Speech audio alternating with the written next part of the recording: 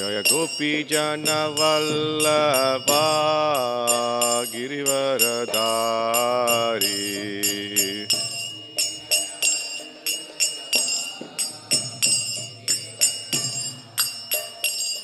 Jaya Gopi Jana Vallabha Girivaradari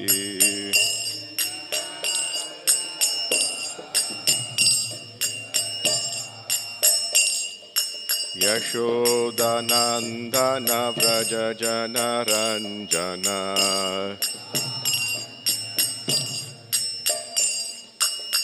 Yashodanandana Vraja Jana Ranjana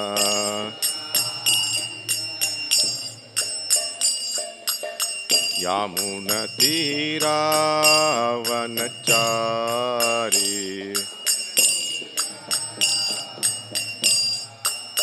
Yamuna Tira Vanachari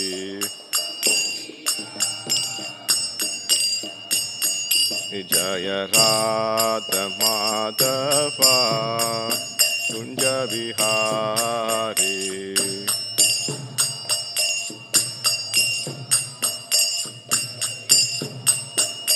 Jaya Gopi Jana Vallabha Girivaradari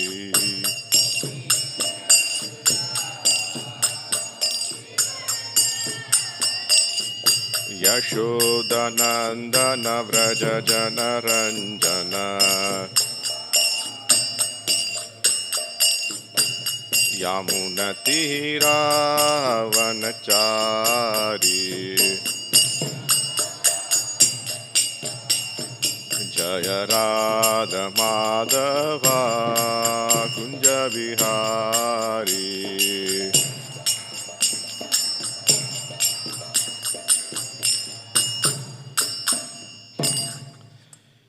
Jai Om Vishnupad Paramahamsa Parivrajacharya Ashtotra Sadashri Srimad Abhay Charanaravinda Bhaktivedanta Swami Srila Prabhupada ki Jai Grantaraj Srimad Bhagavatam ki Jai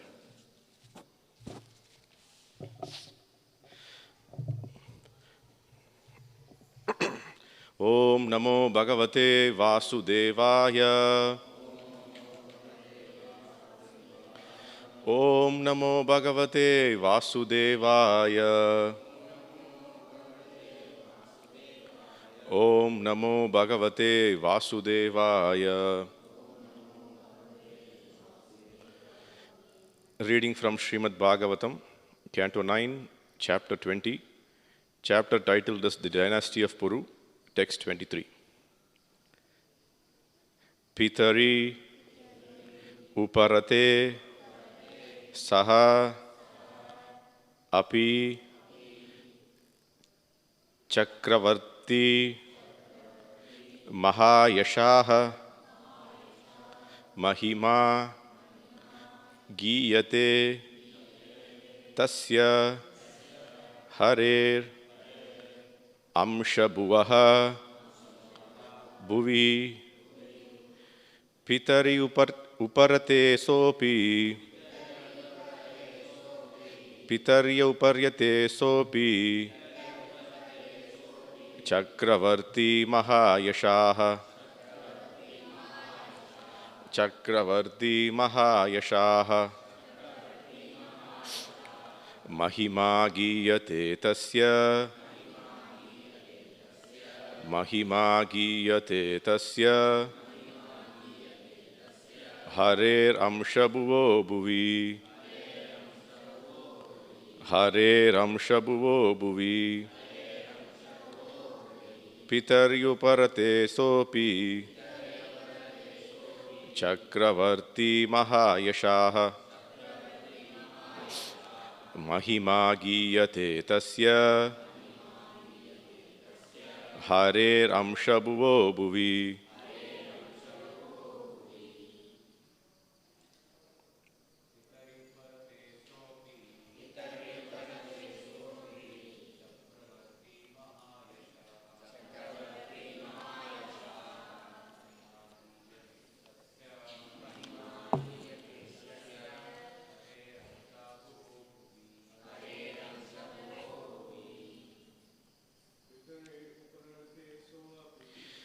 Taruparate sopi.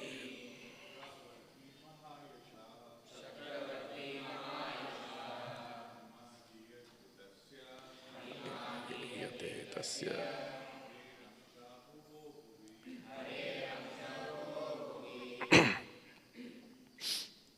Matajis. Taruparate sopi. Chakravarti mahayasha. Giyate tasya.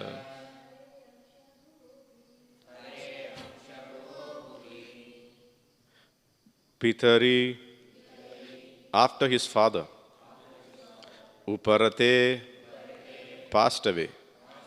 Saha, the king's son, Api, also.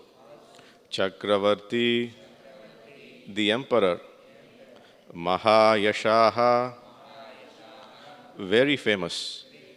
Mahima, glories. Giyate, or glorified. Tasya, his. Hare, of the Supreme Personality of Godhead. Amsabhuvaha, a partial representation. Bhuvi, upon this earth. Translation and purport by His Divine Grace A.C. Bhaktivedanta Swami Srila Prabhupada, founder Acharya Viscon. Translation. Shukadev Goswami said, when Maharaja Dushmanta passed away from this earth, his son became the emperor of the world, the proprietor of the 7 islands. He is referred to as partial representation of the Supreme Personality of Godhead in this world. Purport. In Bhagavad Gita, 10th chapter, 41st verse, it is said, Yadyat vibhuti matsattvam, Srimad urjitam evava, tattat evavagachatvam, mama tejo amsha sambhavam. Anyone extraordinarily powerful must be considered a partial representation of the opulence of the Supreme Personality of Godhead. Therefore, when the son of Maharaja Dushmanta became the emperor of the entire world, he was celebrated in this way. Namo Om Vishnupataya Krishna Preshtaya Bhutale Srimate Bhakti Vikasa Swaminiti Namine. Namo Om Vishnupataya Krishna Preshtaya Bhutale Srimate Bhakti Vedanta Swaminiti Namine. Namaste Saraswati Deve Gauravani Pracharine Nirvisesha Shunyavadi Pashyada Deshtarine. Jai Sri Krishna Chaitanya Prabhu Nityananda Shri Advaita Gadadhara Srivasadi Gaura Bhakta Vrinda. Hare Krishna, Krishna Krishna, Hare Hare, Hare Rama, Rama Rama, Hare Hare. Pitari uparate sopi, Chakravarti Mahayashaha, Mahima Giyate tasya, Hare Ramsha Bhuvi. Translation. Shukadev Goswami said, when Maharaja Dushmanta passed away, from this earth his son became the emperor of the world, the proprietor of the 7 islands. He is referred to as partial representation of the Supreme Personality of Godhead in this world. Hare Krishna. So we are continuing with this 20th chapter of the 9th canto of Srimad Bhagavatam. And for the past few days, we have been seeing the dynasty of Puru and this famous story of Dushmanta. And what is the lineage of the dynasty of Puru, what happened to Dushmanta was all explained very well yesterday. I mean, even the references to many of the scriptural injunctions were also given yesterday very nicely. So we don't need to go into that. The idea behind this, today the verse also touches upon a very important aspect of partial representation of Supreme Personality of Godhead, which is called the Amsha of the Lord, is explained very beautifully here. Just to give a little glimpse of what happened with Dushmanta when he actually met this Shakuntala in the forest.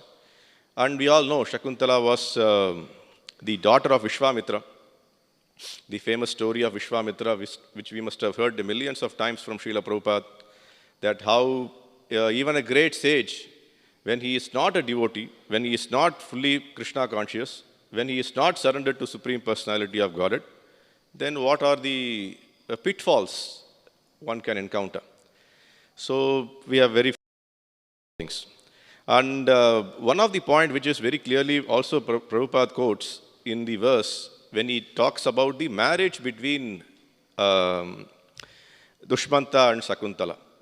The marriage style, as explained in the words of Srimad Bhagavatam, is the Gandharva style of marriage.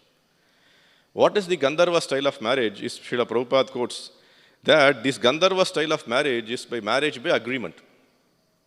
That, a boy and a girl or a man and a woman, they agree upon mutually that they want to marry. Which is, in the modern parlance, many of the marriages which happens is a so-called Gandharva style of marriage. But one thing which is different from the modern parlance to the Gandharva style of marriage is that in the modern parlance, marriage is by agreement and divorce is by disagreement. What happens is that very quickly when there is a disagreement, the one which follows immediately is a divorce. But even in the Vedic lifestyle where this looks like very little more pity, that somebody has to be marriage by arrangement has happened, but still there was no question of having any divorce at the time. And today the world has moved from a very, very, as yesterday some of the points which we discussed in the Bhagavatam class, that in the age of Kali, that very many points which are allowed in the other ages are not allowed. Due to a very simple reason that the mind of the people who are living in this age of Kali is very much corrupted. That, they are not in a proper senses. They are completely encapsulated by the sense gratificatory ideas. So the many of the steps which has been allowed in the previous ages is completely forbidden in this age of Kali. And so what has happened is this entire institution called marriage has completely been, what I call is that, it's in a disarray. That in the immediate sense that there's a disagreement between the husband and wife, the divorce is encapsulated.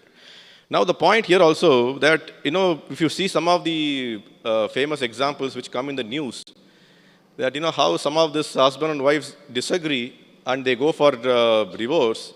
And one example which strikes me is that there was a case in, I think in South India, somewhere in Bangalore or Mysore, I don't remember.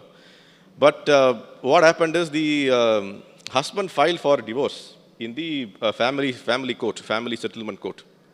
And the reason that was given to the judge is that the wife is always cooking me every day, morning, afternoon, evening, only Maggi noodles. So she is only cooking me Maggi noodles. And, I cannot, live like this. The judge was really shocked that, this is a kind of reason for which you have all come up to this place and you have to, take up some divorce.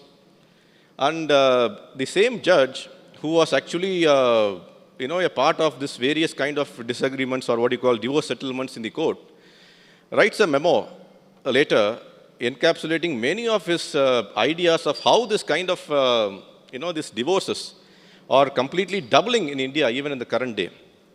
That, shortest disagreements, people get, come to the court, waste their time, and their life is also in a disarray. But still, the main point which he actually quotes in his memo is that the mindset of the women has changed. He's a very old man, so he has seen very many ages or a transformation of mindset of the women from his earlier ages to the current age. And what he says is that it's also due to the independence nature of the women in which many of these divorces come in. And this is exactly what we are speaking every day here. This is what exactly Srila Prabhupada quotes every time. This is what Srimad Bhagavatam also explains it again and again. But we don't accept it. What we say is it's all patriarchal. ISKCON is a patriarchal society. We all is all patriarchal people. We have a very stiff mindset. But, on a normal fact-to-fact basis, when outside person who has seen it all, he comes and tells us the same thing, that this is not true, that the independence to women is one thing which is clearly destroying this social fabric, as they call. The entire thing has been completely destroyed. So this is the thing. Here also, actually the same thing happened in the same story. That, when she got pregnant, after they got married, Shakuntala got pregnant, Dushmanta left him and went to his own kingdom. And this is exactly what we see in the modern parlance of the psychology, that, Varna Sankaras, or the chaos is there in the society because of the huge increase in the single parentage kids. Kids are being brought up in single parentage. Kids are really don't know what the actual family setup is. So they become a very nuisance to the society. And that is why the importance of marriage as an institution is very important. And indirectly, Srimad Bhagavatam is explaining the same thing, that, nothing has changed. These instances which are quoted in Srimad Bhagavatam has happened millions of years ago. But still it is true today also. What has changed? Nothing has changed. A person actually marrying, getting a wife pregnant and leaving and going is still happening to the present day. And it has been happening then, ever since then. So the implementability or the current state of applicability of Srimad Bhagavatam is very much true even today or even after millions of years also. Nothing is going to change in this world. So the modern psychology or the modern tendency is that there's a loss of empathy among people. That's exactly what is called the empathy. That, I go into an agreement, I go and marry somebody, I'm responsible for the marriage, and after what she gets pregnant, when we leave and go, what it means is that there is a loss of empathy, that we don't want to take care of it. There is no nature of owning the responsibility. When there is no owning the responsibility, then what it ensures is that chaos only ensures. The son who is born or the daughter who is born is also not interested in taking up any responsibility.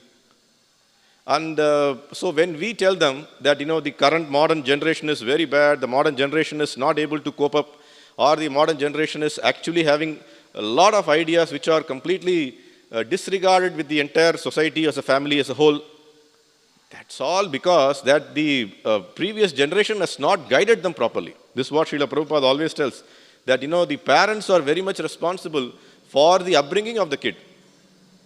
If the kid is actually having some problem, it's mostly because of the environment which the parents have created for them. So that's very much clear here. So this is actually the entire thing which happened in the same story also. And we saw all the instances in the previous verses, that she approached Shakuntala, came back to Dushmanta, told him that this kid is yours and I am your wife. Initially he was not interested in accepting it, but when a woman actually announced from the sky, he was forced to accept. So yesterday we saw about the importance of chastity, that how even a woman has to come and tell that, the entire thing, that yes, she is your husband, she is your wife, so you have to accept her. So the importance of chastity was explained very nicely yesterday. So here today, the son who was born for this couple of Dushmanta and Shakuntala is that famous Bharata. And Bharata is here explained as famously been considered as a partial representation of the opulence of the Lord. Hari Amsa. He is the partial representation of the Supreme Personality of God, its potency. And Srila Prabhupada quotes this beautiful verse from Bhagavad Gita, Yadyad Vibhuti Matsattvam, Srimad Urjitam Evava. That whatever vibhuti, whatever opulence which we see, or whatever endowment of power which we see in any human being in this world, is all Srimad Urjitam Evava. It exactly or it's completely been endowed by only Supreme Personality of Godhead. And what is this? Is Mamoteja Amsha Sambhavam. It's only a partial representation of my entire opulence, what I have got. So if somebody who is great in this world, either whatever profession he might be, in whatever field he might be, how great he is only due to the blessings or the endowment of the Supreme Personality of Godhead. And what is their position? The position has been given by the Lord, that you consider this, that, a great king.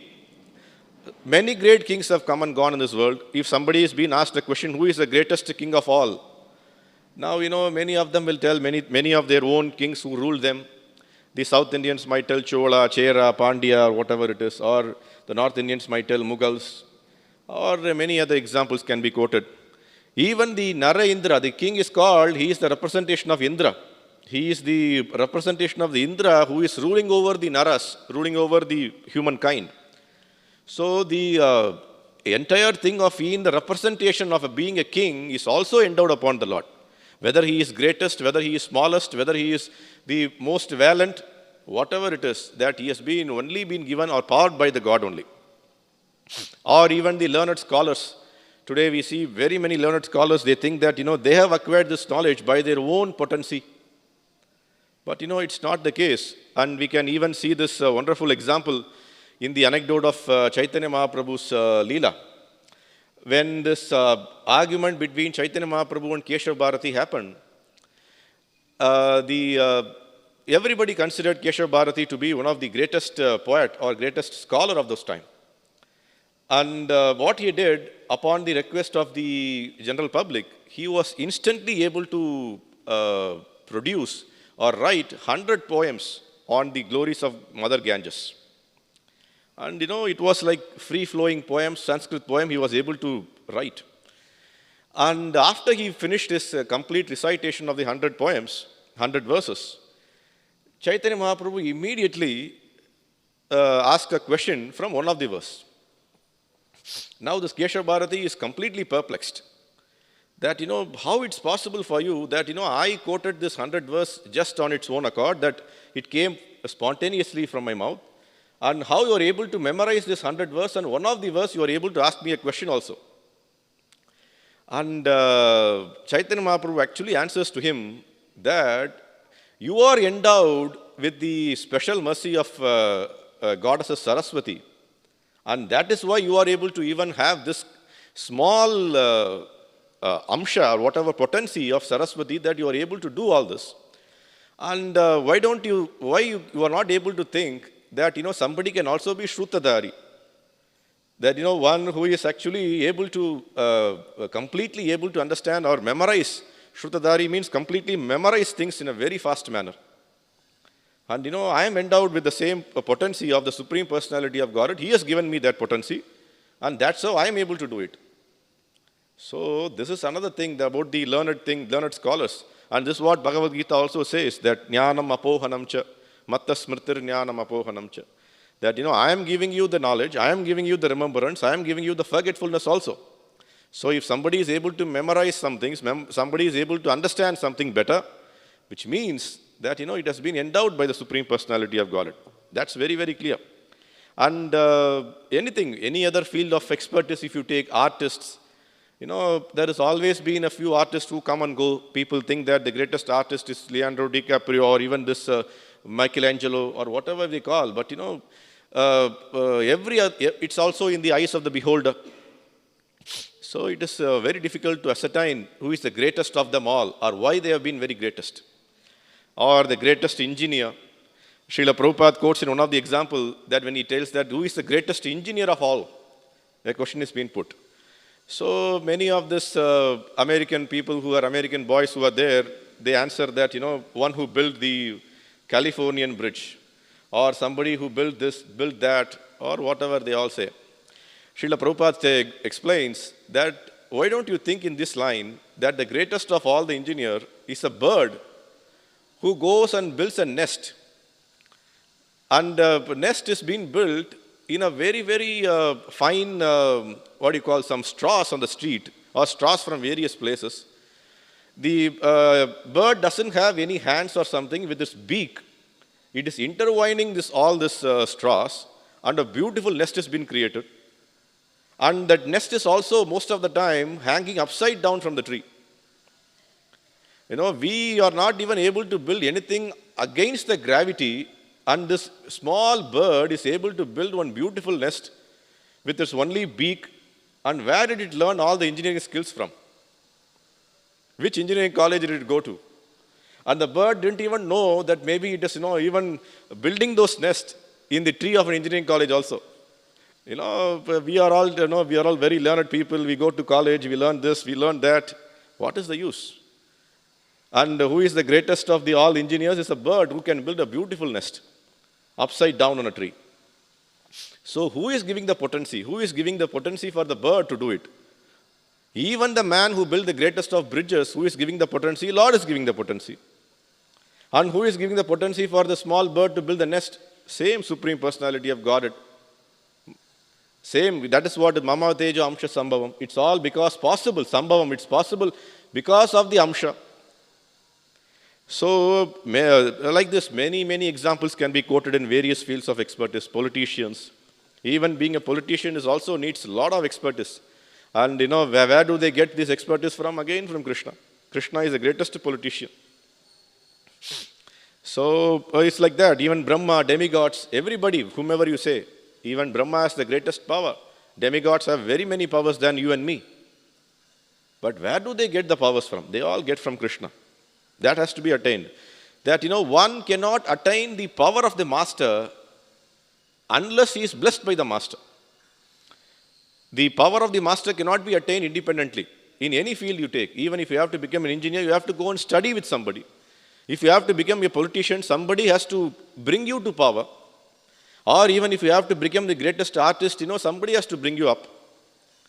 So unless upon the mercy of a small master, even a materialistic master, you are not able to come a very big way in your own field.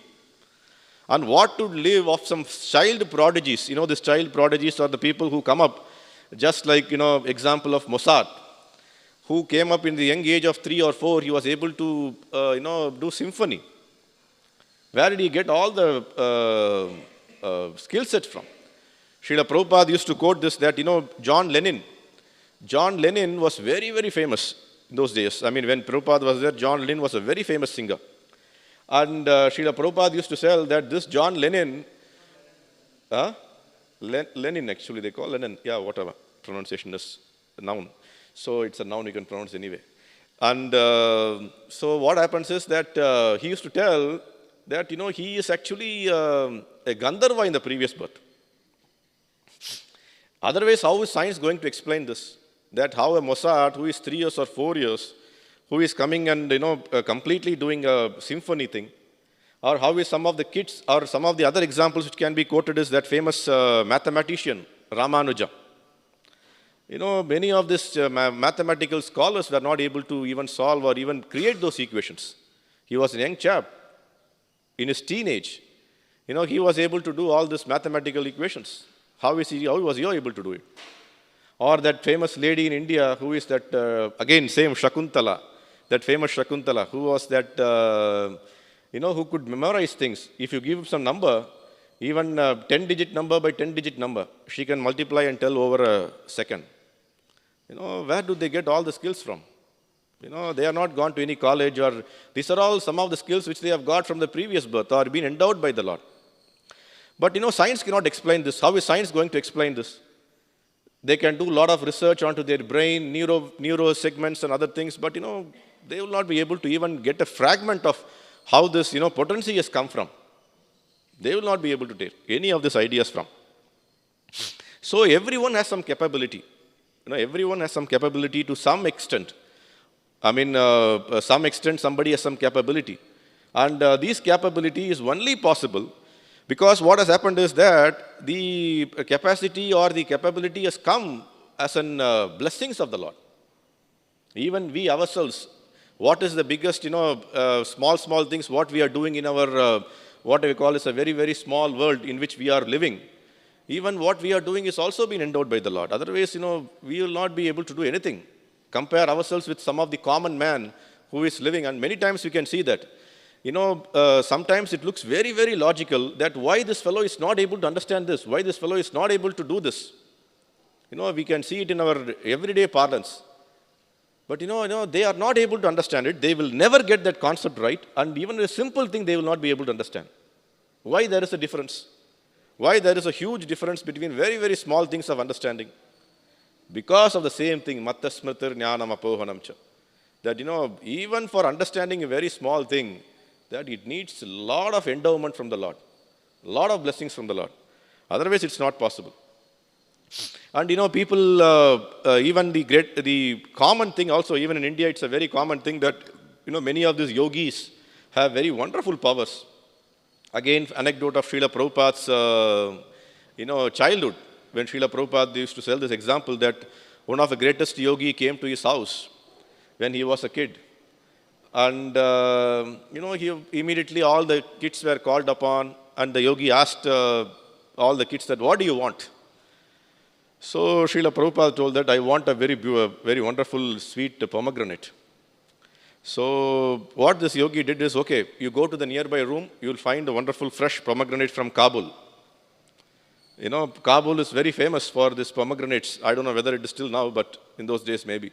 Kabul was very famous for it. And what this yogi was able to do, that a freshly broken branch of pomegranate tree was kept there with pomegranates hanging over there. So Srila Prabhupada was astonished. How this is possible? That a man is able to bring such a, at an immediate short notice, he is able to bring some wonderful pomegranate from far and wide to a nearby place. So it's the greatest siddhi. We can see that, once we saw that, that's exactly some of them. Again, that's a comparison which can be made. That, why he didn't become Sai Baba. Even the modern day Sai Baba who was living nearby, what happened is he also had the same Prapti Siddhi. Many of these fellows thought that, he had a very great Siddhi. He is the Supreme Personality of Godhead. They surrendered to him. But this yogi who was bringing some Kabul pomegranate didn't become Sai Baba because again, the endowment from the Lord was missing. The man who was there in this nearby district or nearby state was, endowed by the Lord to get more famous, to get more followers, to build a huge institution, or become so great that, the whole world is speaking about him. But this yogi, nobody is speaking. We are hearing from only Srila Prabhupada. So that again comes from the mercy of the Lord. So that's very, very clear here. And the point also which has to be understood is that the examples which Srila Prabhupada quotes like this is to only bring in a point that, whatever siddhi they have got, anima siddhi, the other example Srila Prabhupada used to quote about that anima siddhi, that one famous sadhu who used to roam around during British time completely naked. So the Britishers were, they are all very decent fellows. They have a very, culturally they are all very advanced than many Indians. If you go to Britain, you will see the cultural advancement today, but still. At that time, what happened is that, they have thought that, oh, how can a man walk naked in the road? So what they did, they immediately arrested him and put him behind bars. And this siddhi or yogi was able to, next day the Britishers found that he was again wandering in the road naked. So they were very astonished that yesterday we arrested this fellow, we put him behind bars, how did he come out of it? So he had that anima siddhi, that he can become very small than the smallest. He was able to come out of the bars of the jail and come out. So again they arrested him and again he came out. So, what are they going to do? You cannot do anything. This again the siddhi which he has got. So all these things in those times, even in the, the Indian parlance or what you call the civilization or the mindset of the Indians was that all this siddhis or the, what you call this great powers some of these individuals had were actually drawn from the powers of the Lord, that people understood. But today it has become completely, many of them don't even have some powers, but they boast that they have very many powers. That's the even more worse. So that is the real problem. And even somebody who is actually natural leaders, somebody we see that they are natural leaders, or somebody we see that natural cheaters. Even to have some great tendency to cheat others, you need a lot of potency. Unless you cannot get that potency, you will not be able to cheat others every other time. How does that cheating propensity comes? That, how somebody has accumulated the cheating propensity. Same Bhagavad Gita, Krishna says that. What is that shloka? Dampo, Darpana, Abhimanascha. What happens is that, what is that? The second line is, Krodho, what do you call? Paurushamevacha. So what happens is, the word which I am looking is the third line. What is Ajnanam Japichatasya? Abhichatasya. That what he says is, many of this potency, what he gets, darpo, arrogance, or pride, or being harsh, or being deceitful, all these things come from that Ajnanam Japichatasya. That what he has got is because from the birth he has got this tendency. Abhichatasya, that he has got this tendency from the birth. And Partha Ashurim Sampad, that what happens is that Partha, these fellows are actually got this kind of potency right from their birth, when they were in the womb of their mother. So who taught them how to cheat? Who taught them how to be the greatest cheaters? It's all because they have that asuric mindset, that, they've got this asuric mentality, that, they got this from their, again, maybe the previous birth. And, they are showing the tendency of, this deceitfulness or being harshness to others. It's all due to ignorance. So this again is endowed by the Lord. So if somebody is able to be a greatest deceitful person or a greatest skillful person, that also is coming from the Lord. So that we actually understand. So even if somebody is yearning for it, that, he yearns for it, that, I want to become the greatest bhukti or even greatest fellow who has to achieve everything in life. But what is the next verse of this, 1041, which Srila Prabhupada quotes here? Yad yad vibhuti matsattvam. The next verse is the conclusion verse, 1042 of Bhagavad Gita of the 10th chapter. What is that verse? What Krishna then says, that, what is the use of, understanding many other things? Why are you going and understanding all this opulence of mine? Kim nyatena tava Arjuna. That, why you are going and understanding, doing all in very, very much detail of my opulence, which you will never understand. Even if I go and explain to you all my opulence, you will never understand my opulence. So what happens is that we yearn for all these things, that, we want the greatest opulence, we want that. Even the fellows who have excelled in their own field are not happy, are not contented. Bhukti, mukti, Siddhi, Kami, Asai, what is that? Sakala Ashanta. He is always Ashanta. He is always perturbed. He is always thinking that, I need more, I need more. I have not achieved the perfection, I have not achieved that much, what others have achieved. But on the other hand, when a devotee actually, what he does, he is actually that always Krishna Bhakta Nishkama, always he is Shanta. He is always very, very calm. He knows that even I have achieved something, even I am able to preach to somebody, even I am able to distribute one book, even I am able to convince somebody about Krishna consciousness, or even I am able to do a small thing in Krishna's service, it's only because of Krishna's mercy. And that's why what he does is, he is always Shanta. He is always not perturbed. He is not, having to go anywhere to earn for something else. So that is the greatest thing of, the endowment from the Lord, or the mercy of the Lord, we can say. And here again, the same verse, Vibhuti Matsattvam, that, Yad yad Vibhuti Matsattvam. That, explanation is given in the purport of this verse by Srila Prabhupada, that, there are two sets of things. One is called the Shakti Avesh Avatar, another is Vibhuti. That, Shakti Avesh Avatar is that when the Lord himself comes from the spiritual sky to do some task, that, he comes as an avatar. We know very many avatars. In the first canto of Srimad Bhagavatam, we see that there are multiples of avatars, which the Lord himself comes here, and, he actually does this. The other one is actually the power endowed to an individual in this material world. That, an individual in the material world is endowed upon a power, and that is called Vibhuti. So even to any small extent or a great extent, if some power has been endowed to an individual in this world, it is due to the mercy of the Lord. And that's what he also says in Bhagavad Gita, Paurusham Nishu, that I am the ability in man. That, anybody who's even, somebody is able to mop this floor, even that has an ability, that needs an ability to do it. That needs some intelligence to do it, some common sense to do it. And who is giving that common sense? It's again Lord is giving. Paurusham Nishu, I am the ability in man, that I am able to do this task. So that is what we have to understand here, that the greatest arrangement or the greatest thing is that when Lord needs to do something or he wants to enact something, then those individuals are given those powers. And here also we see the same thing, that this King Bharata, who is going to, the nearby next verses will actually explain him about what he did, and his own son Bharatvaja will come, and and all these things will come in the next chapter as well. So everything what we see in this world is Lord's opulence. Nothing is beyond it or nothing is devoid of it. Both are very important. That, whatever opulence we are seeing is fully because of Lord's opulence. And, nothing is devoid of it also. Even if you see a small stone, it seems to be having no opulence at all. It's a, useless stone. But still, even that stone is possible or come there because of the opulence of the Lord. So nothing is devoid of it. Even a smallest of smallest opulence which we see in this Lord is, nothing is devoid of it.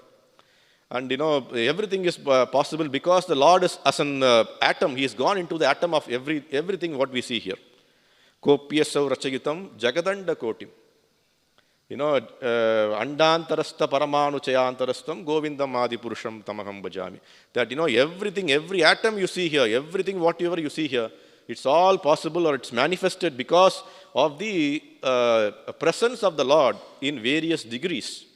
Either his own self or it is that's what we always say, it's actually his own extensions or it is own amsha, as we see in this verse.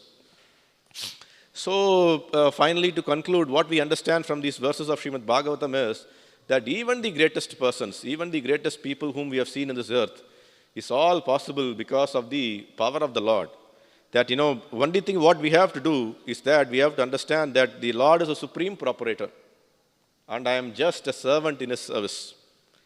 And what we have to do, we have to make our I to surrender. See, the real problem here is about I. What I can do, what I cannot do, or what is the importance of that I, that capital letter I. What we have to do is that I should be surrendered to the Lord. When that I is surrendered to the Lord, then Shanta prevails. When the I is not surrendered to the Lord, then Ashanta prevails.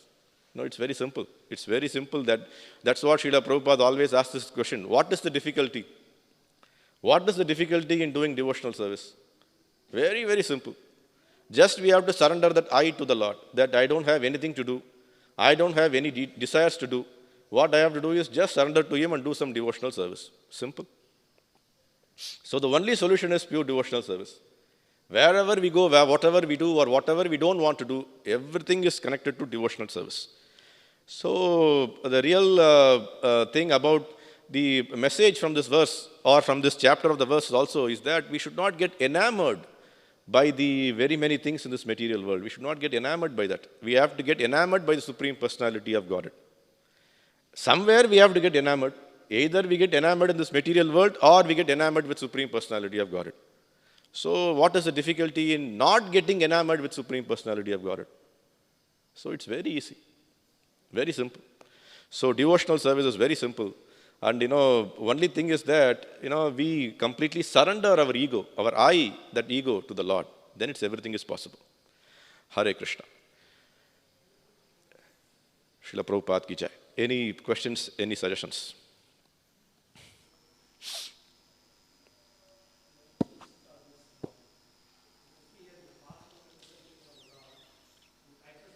Back I saw on the board in Salem near the new bus stand, one rascal politician was glorified like this. Actually, there is no God. If at all there is God, then God is this person. Then we can see that absolutely there are no qualities he has got. And also, not only this is just an example I'm just giving. There are so many times the politicians and others are glorified as they are God and this and that, but they don't show any qualities. On the other hand, we see whenever in the Bhagavatam and other scriptures, there's a description about partial representation. Really, we can see some of the exceptional qualities. Like, for example, Bharat Maharaj, we saw when he was a young boy, he was just playing with lion and all those things. So it's complete, as Prabhupada also mentions in quite some purport, that there are many cheaters who claim themselves to be God or people with extraordinary abilities. There's no ability at all, and it's such a shame in the modern age that they cheat, calling themselves a God or his expansion like that. I just thought about it in this purport. Yes, because they don't have the ability, then they have to advertise themselves. People who don't have the ability have to advertise themselves. What they do is the politicians or the people, they have to advertise. That's what they advertise themselves. They are God. There is no God. Krishna doesn't need to advertise. He is the proprietor of all the opulence. He doesn't need to advertise. Even, today we are discussing, even the science or the so-called people are discussing whether all those activities, what Krishna did in Vrindavan, Mathura and Dwaraka, whether it's possible. That is the sense of the possibility of whether such acts is possible is being discussed. But these politicians or these so-called great people, they have to advertise themselves. That itself shows that, they don't have anything. They are null and void. Hare Krishna. Grantara Srimad Bhagavatam ki jai. Srila Prabhupada ki jai.